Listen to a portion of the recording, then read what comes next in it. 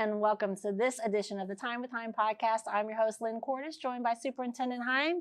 We are in our first full week of school. Wow. 24-25. 3 days gone. Here we are, week 2. That's it. And lots of things have happened. We had a great first few days with some hiccups and bumps, but you know what? As We're usual, back. Yep, we are. Car lines pick up, always slow the first few days, but it's even amazing on the third day, the time had been cut in half. I'm guessing by the end of this week, it'll be where most of our car lines are done in 10 minutes. Most of the kids are home. You know, one thing we talk to parents about is, you know, get there as school's out or 3 or 4 minutes later and you'll just fly right on through it. Some parents are already in town or they're doing something, so they get there early to wait in line. But man, it's hot right now. So please have patience with us because we know it's 108, I know like Saturday, it was 109 in the afternoon. So we understand the heat and hopefully those days are limited. It is Southwest Oklahoma. It is August. That's kind of an expectation. But a big shout out to our teachers and staff because I believe those things are really moving and they're really organized. And from what I'm seeing, there's not a whole lot of tweaks. It's just we'll get faster as time goes. Absolutely. And everybody's learning the procedures and knowing the process, so that helps quite a bit too. Yeah, and the other thing you have to understand is we incorporate our officers and our safety teams and different people to look at how we're doing those. And the primary objective behind our car lines and that organization is safety. Student safety, parent safety. And so that's one reason we catch a little bit of conflict because the walkers are held because we don't want the walkers scattering in between cars and buses. And there's just a lot going on at that time to not know who's walking, who's riding the bus, or who the car rider is. You know, when the car lines start, basically the buses and car lines are 90% gone in 5 minutes and the walkers go, it's pretty smooth at that time. When you talk about security, we do have some discussion to share, or at least some information to share with our families for the secondary with this electronic hall pass that we have out there. Yeah, and it's just a deal to create some confidentiality where a student can, you know, it's on their student-issued device. They just log on and let the teacher know that they need to go somewhere. It logs in. The teacher excuses them. They don't have to stand up in class and say, hey, I need to go to the counselor. I need to go to the restroom. I need to go get my schedule changed. Or the other various reasons why a student may need to be excused from class.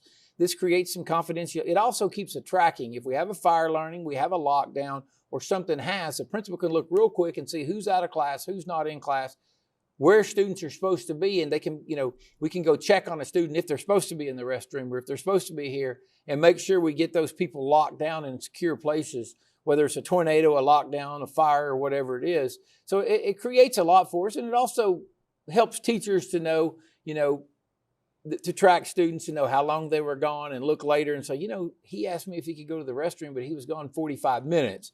Well, that's there's something there, and we need to track that and make sure there's not something going on in the classroom or you know, because we want to find the reason why a student would be out of class for 45 minutes. So there's a lot there. It's not to get to personal, and it doesn't go to the Board of Education, and it's not, you know, it's not to be posted on a wall or anything like that. And the student doesn't have to stand up and say, hey, I put on here I'm going to the restroom, or I put on here I need to go take my medicine or whatever. It's meant to create more security with more confidentiality. And I know some of our schools used it last year with great success.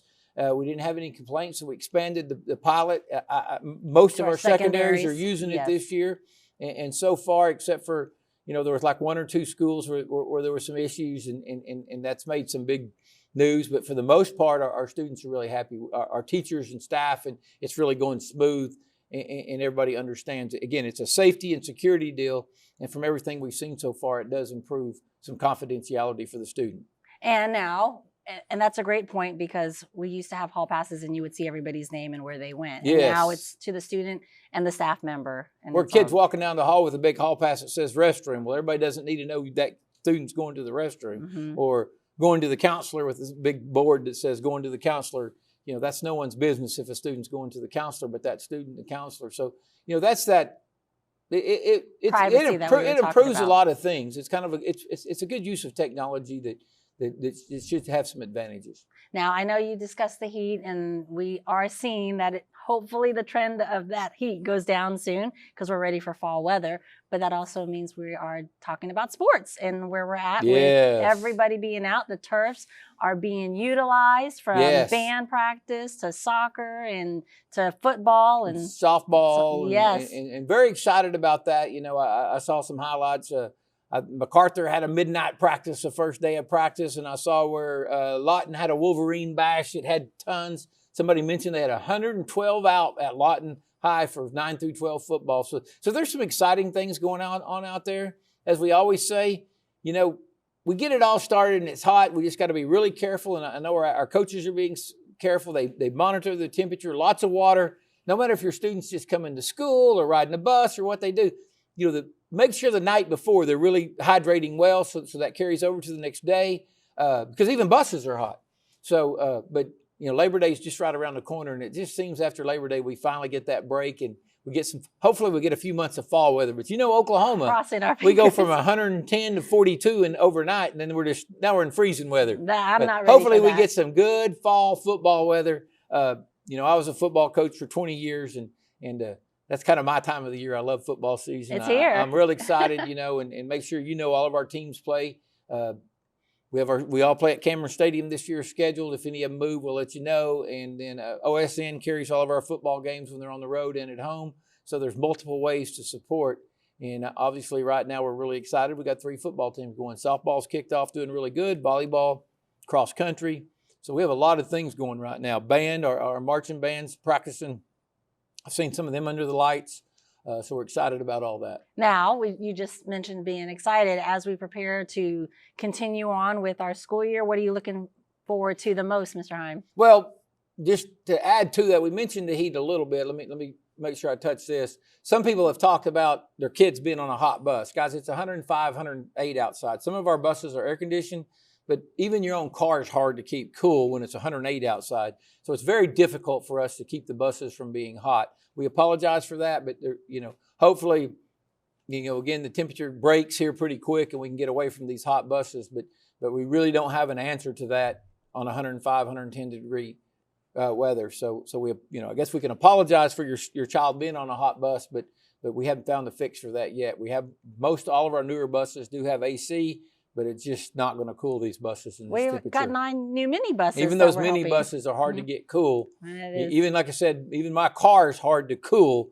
Now, if I get on the highway and drive for a while, it will, but just driving around town, it's really hard to cool when it gets really hot. So, yep, we're excited about, you know, lots of great things. Weather break, fall coming. Now let's look into what we're looking at the future. Yeah.